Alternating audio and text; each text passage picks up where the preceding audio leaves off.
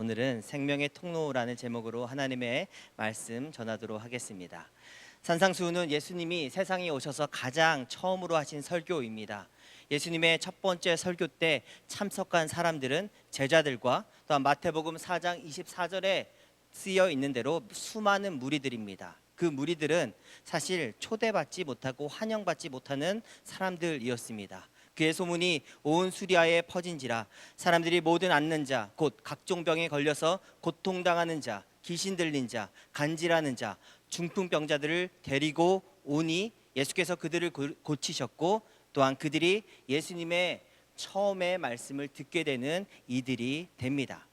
예수님의 첫 번째 말씀인 이 설교인 만큼 그 중요성은 아무리 강조해도 지나침이 없습니다.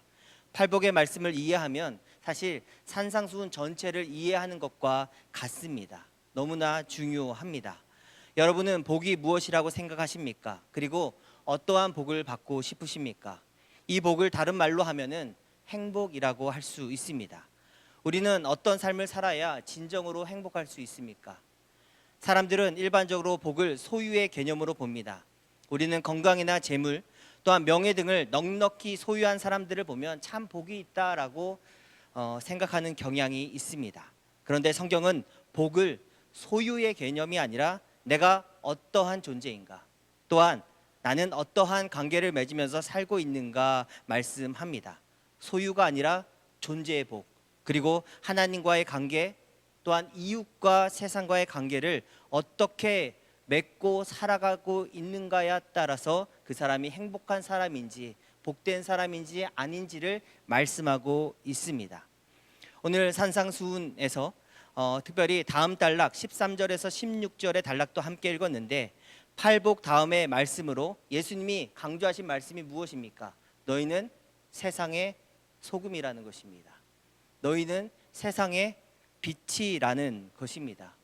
하나님께서 아브라함에게 복된 존재가 되라고 하시면서 복을 주시면서 고향과 친척과 아버지의 집을 떠나라고 더불어 명령하십니다. 왜냐하면 고향을 떠나 온 세상으로 향할 때 그 사람이 복된 존재로서 나아갈 수 있기 때문입니다.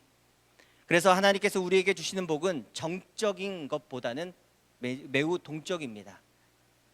그래서 만약 하나님께서 우리에게 복을 주신다면 그 복은 나 자신에게만 머무르지 않습니다. 반드시 나의 이웃과 세상의 복된 영향력으로 나아가야 합니다. 성도 여러분, 하나님이 우리를 세상의 소금으로, 세상의 빛으로 부르셨습니다. 팔복의 처음 네 가지 복은 하나님과의 관계성에 관한 복입니다. 그러나 제가 팔복의 말씀을 전하면서 늘 드렸던 말씀은 하나님과의 관계성 플러스 이웃과의 관계성을 늘 팔복은 함께 이야기하고 있습니다. 첫 번째, 심령이 가난한 자는 복이 있나니 천국이 그들의 것이다 라고 말씀합니다. 인간의 존재 그 자체의 핵심에 속하는 부분이 바로 여기에 있습니다. 우리의 존재 자체가 하나님을 절실하게 배고파하는 것, 그것이 복이라고 말씀합니다. 우리가 배고파한다고 했을 때 우리는 굶주려 하는 그것을 나 자신에게 채우려고 합니다. 성도 여러분, 혹시 성령 충만한 사람을 보셨습니까? 성령 충만한 사람들의 특징은 항상 하나님의 말씀에 배고파합니다. 그리고 하나님의 은혜에 배고파합니다. 요즘 우리 교회에 자주 오시는 분들이 있습니다. 최근에 등록하신 분인데 한 명이 아니라 두 분입니다. 그분들 중에 한 분에게는 늘 이제 들어오면은 이제 담배 냄새가 납니다. 또한 최근에 등록하신 또 한 분은 오늘도 들어왔는데 술 냄새가 진하게 납니다. 5m, 10m를 벗어나도 납니다. 그분들이 문을 두드리면 문을 열어줍니다. 그러면 들어오셔서 일단 화장실을 가시고 그리고 커피를 한잔 하시면서 잠깐 있다가 가십니다. 제가 그분들을 판단하고 혹은 정죄하려는 마음은 전혀 없습니다. 기도하고 소망하기는 이분들도 성령 충만함을 잊게 되어서 지금 자신을 채우려고 하는 그것으로 자신을 채우는 것이 아니라 하나님의 말씀을 채우려고 하고 배고파할 수 있게 되기를 기도합니다. 우리 성도 여러분도 그렇게 기도해 주시기를 바랍니다. 하나님을 향하여 굶주린 사람들은 하나님의 말씀을 끊임없이 묵상합니다. 하나님께 대한 갈망과 굶주림으로 끊임없이 끈질기게 하나님의 말씀을 추구합니다. 그래서 그러한 사람들은 하나님의 말씀과 하나님의 나라의 통치를 받으면서 이 땅에서 하나님의 나라를 소망하는 복된 존재로 살아갈 것을 시작합니다. 두 번째는 하나님의 통치를 받으면서 이 땅에서 하나님의 나라를 살아가게 되는 복된 사람들의 특징은 그들은 울지만 하늘 위로를 받으며 삽니다.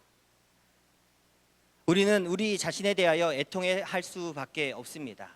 왜냐하면 우리가 우리 자신의 진정한 모습과 마주쳤을 때 내가 죄인인 것을 알기 때문입니다. 내가 갈구하고 갈망하는 것이 실상 하나님의 말씀보다는 세상의 것인 것을 더 내 자신이 잘 알기 때문에 우리는 울 수밖에 없습니다. 구원받았지만 죄인됨의 속성이 내 안에 있습니다. 그리고 내가 나 자신을 구원할 수 없다는 것도 스스로 너무 잘 압니다. 그래서 우리는 우리 자신을 마주 대했을 때 애통해야 할 수밖에 없습니다. 베드로는 예수님을 만났을 때 주여 나를 떠나소서 나는 죄인입니다 고백하며 무릎을 꿇었습니다.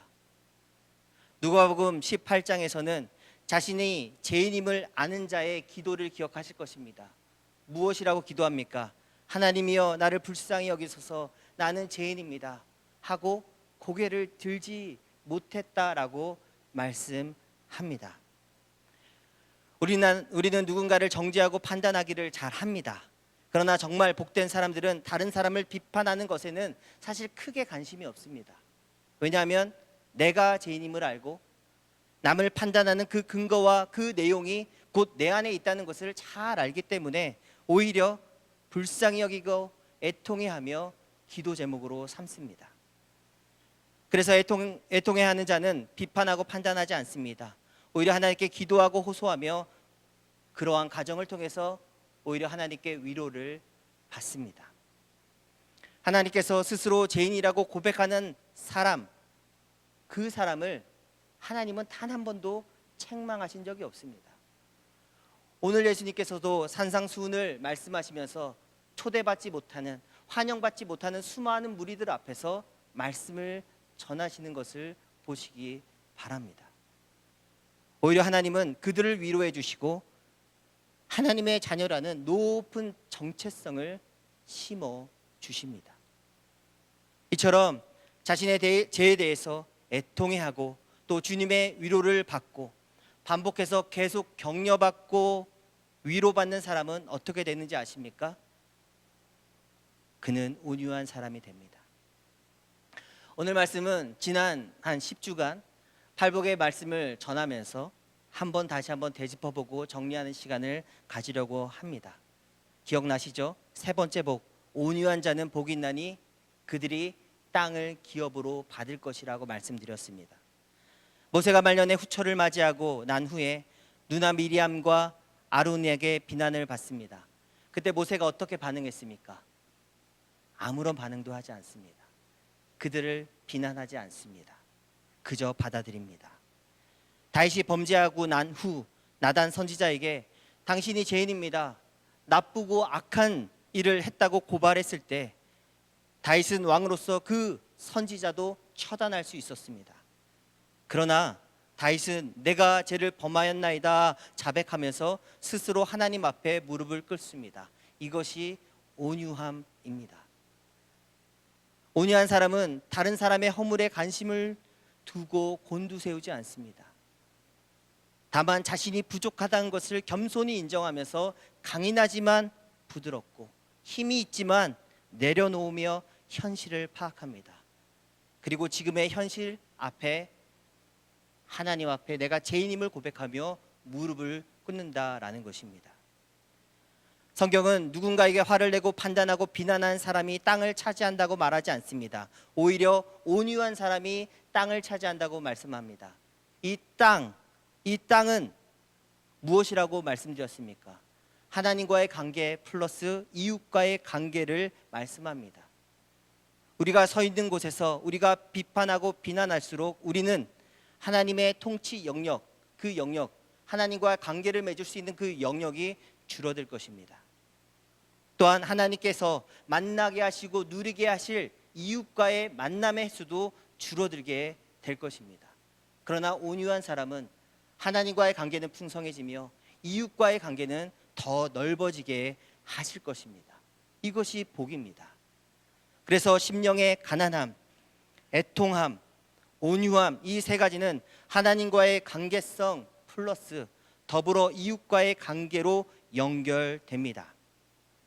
이 팔복을 하나의 산으로 비유하자면 왼쪽에 오르막 세 가지는 첫째 심령의 가난함입니다. 둘째 애통함, 그리고 셋째 온유함입니다. 그리고 정점 우뚝 솟아오르는 네 번째 복은 무엇입니까? 의에 줄이고 목마른 자의 복입니다. 그리고 산 반대쪽 내리막 다섯 번째 복은 긍휼히 여기는 복, 여섯 번째는 마음이 청결한 자의 복, 일곱 번째는 합평케 하는 자의 복입니다. 이곳 내리막을 또한 이웃과의 관계 플러스 하나님과의 관계로 의미한다고 말씀드립니다. 성경에서 의라고 하는 것은 하나님과의 바른 관계라고 기억하시면 된다고 말씀드렸습니다. 가장 우뚝 솟아오른 복, 우리가 하나님과의 바른 관계 안에 있으면 하나님과의 바른 관계 속에서 배가 부른 자가 됩니다. 하나님과의 관계 속에서 배가 부른 자의 영혼은 이웃과 어떠한 관계를 맺으며 살겠습니까? 한번 생각해 보시기 바랍니다. 어떤 사람이 하나님과의 관계에 배가 부릅니다. 충만해 있습니다. 그 사람이 이웃과의 관계를 어떻게 맺으며 살아갈 것 같습니까? 그리고 주변 이웃은 그 사람을 보면서 어떠한 생각을 할 것 같습니까? 저분하고 교제하고 싶다. 저 사람하고 더 친해지고 하나님을 알아가고 싶다. 이런 마음이 들 것입니다. 하나님과의 바른 관계 속에서 배가 부른 영혼은 이웃을 불쌍히 여깁니다. 이웃과의 관계를 평화 속에서 맺으며 살아가게 됩니다. 다섯 번째 복을 보면 긍휼히 여긴 자는 복이 있나니 그들이 긍휼히 여김을 받을 것이다 라고 말씀합니다. 이것은 예수님이 가르쳐 주신 기도문에도 나옵니다. 산상수훈의 6장에 나오지요. 우리가 우리에게 잘못한 사람을 용서해 준 것 같이 우리도 다른 이의 죄를 잘못을 용서해 달라고 기도합니다. 나는 긍휼히 여김을 받았는데 내가 이웃을 긍휼히 여기지 않는 것은 복된 상태가 아닙니다. 내가 용서받은 사람입니다. 그런데 내가 누군가를 용서하지 않으면 그 사람은 복된 상태를 누리고 있지 못한 것입니다. 오히려 그의 존재가 분열된 상태라고 말씀드릴 수 있습니다. 만약 우리의 삶이 원수 맺는 것, 시기와 질투와 멸시 그리고 분열로 가득하다면 돈이 있으면 무엇합니까? 명예가 있으면 무엇하며 좋은 집과 또한 좋은 건물과 또한 좋은 차가 있으면 무엇합니까? 우리의 삶의 내용이 이웃과의 관계에서 내가 긍휼히 여겼기 때문에 긍휼히 여김을 받았기 때문에 불쌍히 여기고 내가 용서를 받았기 때문에 다른 이들을 비난하고 비판하는 것을 멈춰 용서하고 품을 수 있으면 그런 사람은 주님 안에서 그의 존재가 온전히 통일된 사람입니다. 주님은 우리가 주님 안에서 온전한 연합을 통일된 생각과 존재가 되기를 원하십니다. 여섯 번째 복입니다. 마음이 청결한 자는 복이 있나니 그들이 하나님을 볼 것이다 라고 말씀합니다. 성경은 마음이 나누어 지은 것을 더럽다라고 표현합니다. 이제 곧 있으면 수능 시험이 다가옵니다. 이렇게 추워지니까 수능이 얼마 남지 않았다라는 것이 다시 한번 생각이 납니다. 통계적으로 볼 때 점집이 가장 돈을 많이 버는 시즌이 바로 이때라고 합니다. 교회에 출석하시는 분들 중에 마음이 약해지면 점을 보러 가시는 경우가 꽤 많이 있습니다. 우리 교회 성도들은 아니겠지요. 왜냐하면 수능 보러 가는 사람이 없네요. 이번에 없어야 합니다. 우리 아들이 혹은 손주가 이번에 대학에 합격할 것인가 너무 알고 싶은 나머지 점을 보러 갑니다. 이런 경우가 마음이 더러워지는 것입니다. 하나님의 얼굴을 볼 수가 없게 됩니다. 오직 하나님만 의지하고 하나님만 바라는 영혼이 하나님을 보게 됩니다. 오늘 제자들과 무리들, 병들고 귀신 들린 자들, 그런데 병고침을 받기 원하여, 약한 것이 낫기 원하여 예수님께 오니 병고침도 받고 주님의 얼굴도 보게 되는 것입니다. 온전히 주님만을 의지하고 바라는 자가 하나님을 보게 됩니다. 우리의 영혼이 하나님 아닌 다른 것을 바라고 의지하기 때문에 마음이 더러워지고 나누어지는 것입니다. 하나님의 임재가 내 앞에 있지만, 하나님의 임재가 내 앞에, 내 코앞에 당도하고 있지만 내가 하나님의 임재를 맛볼 수 없는 것은 마음이 더러워져 있기 때문입니다. 그래서 마음의 청결함을 받은 사람은 하나님과의 관계가 풍성해지며 이웃과의 관계도 풍성해집니다. 우리 자녀가 수능에서 대학에 합격할지 혹은 아닐지 사실 점집이 아니라 아이의 얼굴만 봐도 알 수 있습니다. 그렇죠? 아이의 얼굴만 봐도 인서울, 너 안 되겠어. 사실은 가지 않아도 알 수가 있습니다. 야곱이 하나님과 씨름한 후에 원수였던 형의 얼굴에서 하나님의 얼굴을 보게 됩니다. 그러므로 중요한 일을 앞두고 있을 때 그 부모도 그 아이도 그 어느 누구든지 간에 하나님 앞에 청결함을 유지해야 합니다. 하나님 앞에 청결함을 유지하며 하나님만 의지하고 하나님을 바라볼 때 주께서 길을 열어주시고 또한 사람들을 통해서 그 사람의 얼굴에서 빛을 보게 하신다라는 것입니다. 7번째 복은 합평케 하는 자의 복입니다. 합평케 하는 자는 하나님의 아들이라 일컬음을 받는다라고 이야기합니다. 사람과의 관계에서 가장 아름다운 것은 평화입니다. 샬롬입니다. 이 샬롬이 없으면 아무것도 소용이 없습니다. 우리 인생을 돌아보면 우리는 누군가에게 잘못하고 또 누군가는 우리에게 잘못을 하며 살아갑니다. 그래서 우리는 끊임없이 용서하고 또한 용서를 받으며 살아갔기 때문에 여기까지 온 것인 줄 압니다. 그런데 많은 인생들이 반대로 살아갑니다. 복수하고 보복하며 살아갑니다. 어떻게든지 그 사람을 할길 것을 작정합니다. 이 저주의 연결고리를 끊어야 합니다. 누군가는 이 복수와 제약의 연결고리를 끊어내야 합니다. 그걸 누가 할 수 있습니까? 하나님의 아들, 하나님의 자녀들이 할 수 있습니다. 우리가 하나님의 자녀이고 하나님의 아들, 딸입니다. 우리에게 그것을 원하십니다. 큰 자가 작은 자를 섬겨야 화평이 옵니다. 하나님은 인간을 향한 진노와 그리고 적개심, 심판의 마음이 있었습니다. 우리 인간을 향해 그 마음이 있으셨습니다. 그런데 죄가 없으신 예수님께서 십자가에 매달려 죽으심으로 나를 향한 주님의 심판과 저주와 그 적개심이 고스란히 예수님께 넘어가게 되었습니다. 우리의 많은 죄를 예수님께서 십자가에 담당하심으로 말미암아 우리와 하나님과의 관계에 화평이 찾아왔습니다. 그러므로 예수님을 믿는 자는 십자가의 길을 걸어가야 합니다. 아멘이시죠? 하나님의 자녀로 살아가야 합니다.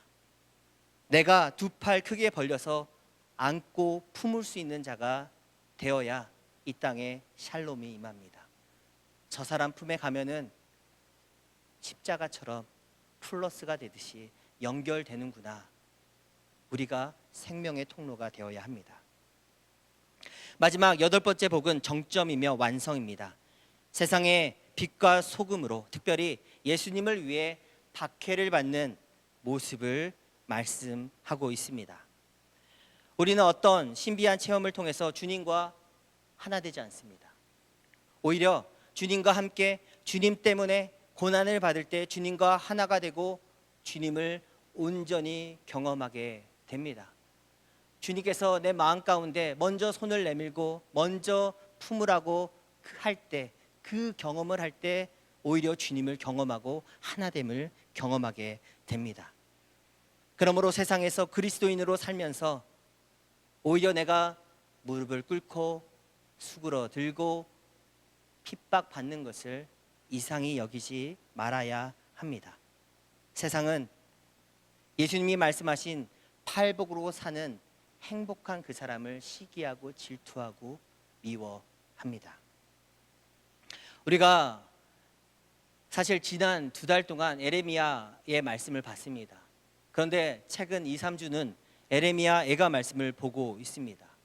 시인 그가 왜 그렇게 슬퍼하고 통곡합니까? 그가 하나님의 말씀을 전하고 하나님의 뜻을 전함으로 당시에 오히려 핍박당하고 욕을 먹었습니다. 그러나 정말 그가 전한 대로 예루살렘이 파괴되었습니다. 그리고 예루살렘이 파괴되고 어린 자녀들과 그 아이들이 전쟁의 포로로 잡혀가는 현실을 보면서 정말 예레미야가 말한 대로 되었네 라고 하며 다시 한번 그는 욕을 먹고 있고 너가 저주의 원흉이야 라는 소리를 듣고 있습니다. 예레미야는 이 현실이 너무나 슬프고 괴로운 것입니다. 그러나 한번 생각해 보시기 바랍니다. 사실 예루살렘 멸망 전 선지자 예레미야가 전하는 말씀이 우리는 성경을 통해서 그가 하나님께 직접 들은 말씀을 전하기 때문에 그 선지자의 말을 신뢰합니다. 그러나 당시 내가 예레미야 선지자가 살던 시대에 산다고 생각해 보시기 바랍니다. 우리 총신 합동교단처럼 정치적인 발언을 정말 싫어하는 우리의 교회적인 분위기에서는 아마 예레미야 선지자가 하는 말을 들으면 그 가운데서 나도 돌을 던지고 침을 뱉고 항의했을 분들이 여기 저를 포함해서 수두룩합니다. 왜인지 아시죠? 당시 사람들 입장에서 예레미야 선지자만큼 정치적인 선지자는 없었습니다. 특별히 아수르에 항복하라는 그 말씀, 정치적인 발언일 뿐만 아니라 정말 그를 때려 죽이고 싶을 만큼 매국노적인 발언이었기 때문입니다. 내가 그 당시 그 시대에 살았으면 예레미야 편에 섰을지 반대편에 있을지 한번 생각해 보시기 바랍니다. 그럼에도 불구하고 예레미야 선지자는 하나님과의 관계에서 들은 그 말씀을 지키며 전하며 신뢰합니다. 예레미야 선지자는 어떤 신비한 체험을 통해서 하나님과 하나 되지 않았습니다. 오히려 하나님의 말씀을 전하면서 하나님과의 바른 관계 속에서 핍박과 고난을 받으면서 하나님과 하나됨을 경험했다라는 것입니다. 예레미야와 같은 길에 서며 좁은 길에 갔던 사람이 누굽니까? 바룩이라고 말씀드리지 않았습니까? 그는 어떻게 예레미야에게 있는 전해진 그 말씀이 생명이고 진리임을 알았을까? 참으로 신비하고 놀랍습니다. 암탉이 알을 품습니다. 생명이 있는 알을 품으면 반드시 그 알은 깨져서 생명의 병아리가 됩니다. 우리도 진리 안에서 하나님의 말씀 안에 있으면 반드시 생명을 잉태하는 사람이 될 것입니다. 그러므로 성도 여러분, 진리 안에 있으시기 바랍니다. 하나님의 말씀 안에 있으시기 바랍니다. 그 말씀 안에서 그 말씀을 묵상하면서 쉽게 비난하고 비판하고 판단하지 말고 하나님의 말씀을 통해서 지금의 상황과 지금의 길과 지금의 내 걸어가는 길이 참으로 하나님이 기뻐하시는 길인지 점검하면서 걸어갈 수 있는 우리가 되어야 합니다. 예레미야 선지자는 하나님과의 관계가 먼저였습니다. 하나님의 말씀이 먼저였습니다. 그리고 그 말씀을 가지고 세상 속으로 들어갔습니다. 빛이 되었습니다. 세상 속으로 들어갔습니다. 맛을 내는 소금이 되었습니다. 우리들도 세상 속에서 빛과 소금이 되길 원합니다. 교회 안에서, 내 울타리 안에서 빛과 소금이 되라고 하지 않으셨습니다. 세상으로 나가 그곳에서 빛과 소금이 될 수 있는 우리가 되기를 소망합니다.